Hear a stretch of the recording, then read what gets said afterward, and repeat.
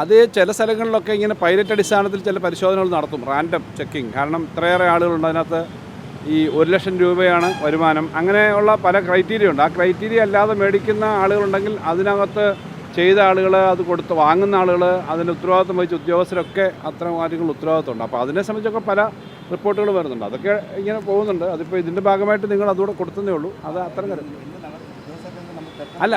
അത്തരം കാര്യങ്ങളെ സംബന്ധിച്ച് അന്വേഷിച്ചിട്ട് അത് ഉദ്യോഗസ്ഥ, അത് വേറൊരു കേസാണ്. രണ്ട് തരം കേസുകളാണ്. അപ്പോൾ അത് സംബന്ധിച്ച് അതും നോക്കാൻ വേണ്ടിയിട്ട് അയച്ചിട്ടേ ഉള്ളൂ. ഞാൻ ആ കോട്ടക്കൽ നിന്ന് ഞാൻ പറഞ്ഞില്ല, ഒരു മുനിസിപ്പാലിറ്റി ഞാൻ പറഞ്ഞില്ല.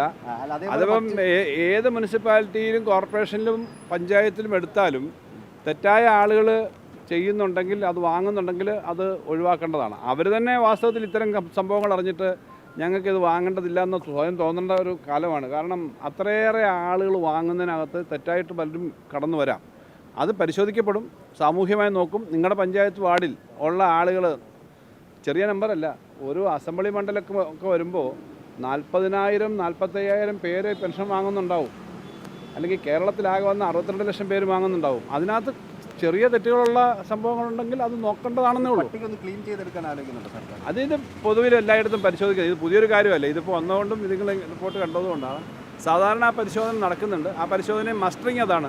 മരിച്ചുപോയ ആളുകൾ പലപ്പോഴും മസ്റ്റർ ചെയ്തില്ലെങ്കിൽ അവരുടെ അക്കൗണ്ടിലേക്ക് പണം പൊയ്ക്കൊണ്ടിരിക്കും. അതിനൊക്കെയാണ് ഇത് ചെയ്യുന്നത്. ഒരു കാര്യം കൂടി, ഇപ്പോൾ ഈ വകുപ്പുകൾ ആണ് നടപടിയെടുക്കണമെന്ന് പറഞ്ഞു. ഈ വകുപ്പുകൾക്ക് ഈ ലിസ്റ്റും പേര് വിവരങ്ങളൊക്കെ കൈമാറിയോ? ഇത് അതത് വകുപ്പുകളോടാണ് അത് ആവശ്യപ്പെട്ടിരിക്കുന്നത്. അതങ്ങോട്ട് കൈമാറാൻ വേണ്ടി ഫയൽ പോയിട്ടുണ്ട്. അപ്പോൾ അതിൽ ഒരു നടപടി കൃത്യമായി ഉണ്ടാകുന്നു എന്ന് ധനവകുപ്പ് അതിൻ്റെ തുടർച്ചയായിട്ട് ആ കാര്യം ഉറപ്പുവരുത്തും. അതവർ നോക്കുമല്ലോ. പുതിയ വാർത്തകളും വിശേഷങ്ങളും ഇനി വിരൽ തുമ്പിൽ. എല്ലാ ഡിജിറ്റൽ പ്ലാറ്റ്ഫോമുകളിലും ഇപ്പോൾ സീ മലയാളം ന്യൂസ് ലഭ്യം.